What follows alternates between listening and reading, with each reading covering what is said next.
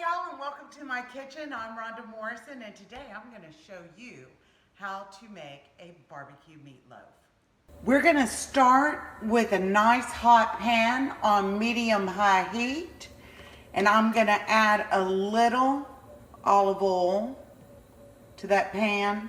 I'm going to start with 1 cup of bell pepper and 1 cup of onion. And I don't know if you noticed, but whenever I put it in there, I had a little dimpling going on my olive oil. That's how you know it's ready. You don't want to cook that olive oil in that pan for too long, or it's going to get rancid on you before you add your vegetables.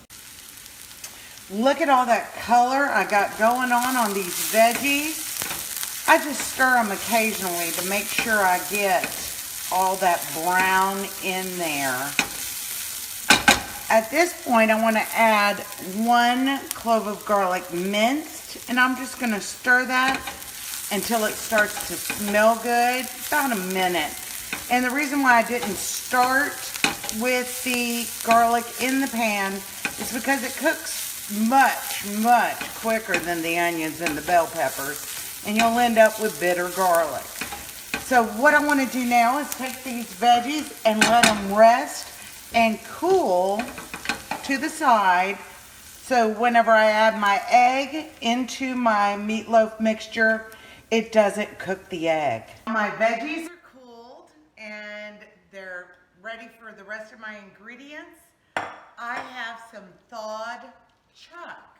Usually I go for a leaner cut so it doesn't reduce as much during the baking time.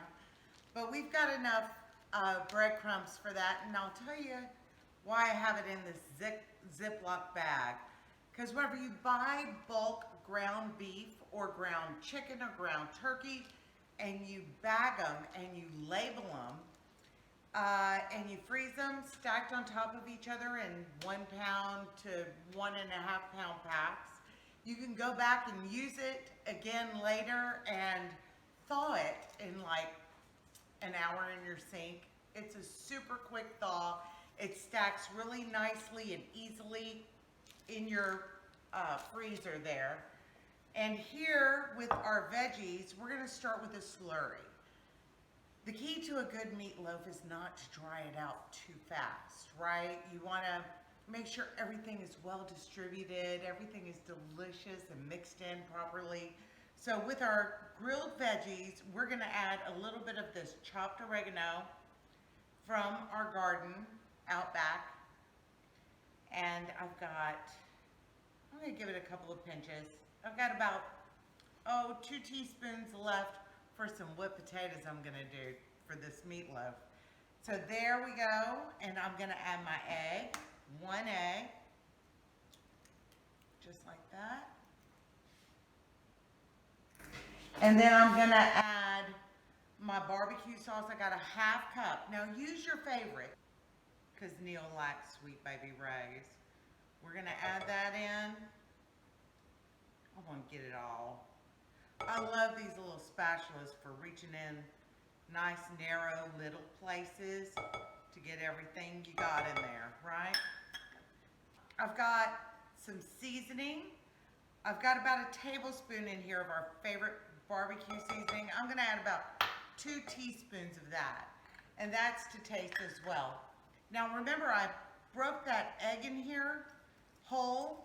I'm going to use a little whisk. This is a nice flat whisk that I enjoy using, and this is going to create our slurry. It's also going to break down some of those grilled vegetables so that they're not so chunky. Have you ever bitten into a meatloaf and it felt like you had a salad inside your meatloaf? Yeah, we're going to make sure that doesn't happen to nobody. So in goes the egg, the barbecue sauce, the veggies. Look at that. Isn't that amazing? Nice and smooth. Then we're going to add our ground beef, and we're going to mix that in. That's going to get us that consistency where it's equal throughout. I've had meatloaves with chunks of egg and chunks of veggies, and it just wasn't equally distributed throughout, you know? So I'm gonna start mixing this up. I've got my herbs. Oh, it already smells good. Herbs, seasoning. I've got my onion, my bell pepper, my garlic. And I'm gonna get this nice and blended all the way through. Okay, so about a minute later, and this is what we have, and our oven's preheated behind us, ready for this meatloaf. So now that all of the wet ingredients are in there, now we're gonna add our dry. And this is gonna have it blend in much better. That wet ingredient mix is called a slurry. Then you add your bigger, bulkier ingredients on top. I do salads that way too, like chicken salads or shrimp salads. Anything that you have to mix completely, I do the smaller ingredients first and then mix in the bulkier ingredients. So in goes our breadcrumbs. I'm just gonna finish mixing all this in by hand. Then we're gonna be ready to make a nice loaf. All right, our meatloaf is completely blended and ready to go in our pan. But before we put it on our pan, let's talk about the pan. So here I have a regular sheet pan. To keep it from sticking to my sheet pan or creating those brown crusties, look how pretty that one is. I am going to put aluminum foil down. I do that before I cook bacon in the oven, before I do sweet potatoes, before I do anything that's gonna be super sticky. Of course, baked goods, I'll use parchment paper, but that's the best way to keep your sheet pans looking nice and pretty, and you don't end up with all them rust spots eventually. And I'm gonna add a little olive oil just to keep it from sticking, and use my fingers to spread that around. It's also gonna keep my meatloaf from sticking to my fingers while I'm making my loaf. So I spread it, because you want meatloaf and you don't want to dig in at the bottom and it get caught, and you have some slices that have aluminum foil in it, some slices that are half stuck to the bottom, you know what I'm saying? So a little olive oil helps. Now this was 1.35 pounds of beef. I'm going to spread that out a little bit. And something me and Neil like both is a little bacon with our beef. Who doesn't like a little bacon with everything? You know what I'm saying? So I get it tucked in nice on both ends. Give him a little pat of love. Come in just to make sure he's even throughout. And I'm gonna add some bacon because I can. So it looks like I've got about 3 to 4 slices worth that I can do here. So I'm gonna start with 3. 3 slices of bacon. I'm gonna cut those in half. Just fold them. And I love my big knife.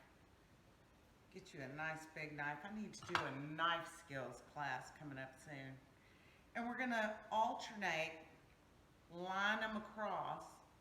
And if you know bacon, one thing about bacon, it's just like that fatty ground beef, it wants to shrink. So what I'm gonna do is I'm alternating one end, the thicker, the wider slice, to the bottom thinner part. And I'm gonna put another thick one. And this is thick cut bacon. So another thick one, another thin one.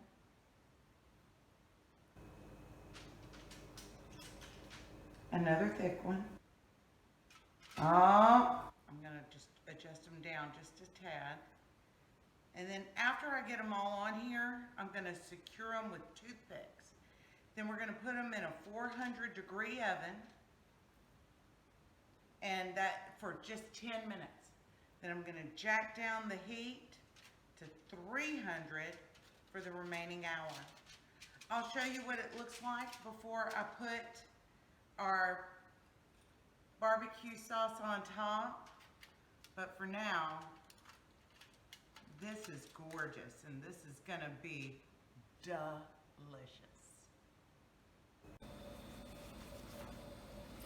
Okay, we have had this sucker in the oven for about, 45 minutes. Look how pretty that is. We can't have a delicious meatloaf without spreading some love all over the top. So I'm just gonna drizzle it with barbecue sauce all the way across. And we're gonna let it go for another 15 minutes until it's done.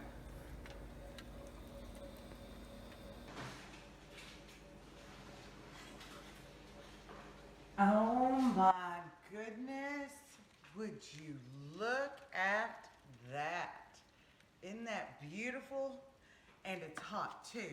I'm gonna let it rest right here for a good, 5 to 10 minutes. And then I'm gonna plate it up and we're gonna eat us some. Look how pretty this came out. This meatloaf is delectable. Before plating it, please remove the toothpicks. But look at how that bacon just cooked up all around that meatloaf beautifully. And our whipped potatoes are golden and creamy. I can't wait to take a bite. So I'm just gonna come in on the end here, let you know if it's any good. Get a little bit of my meatloaf and a little bit of my mashed potato.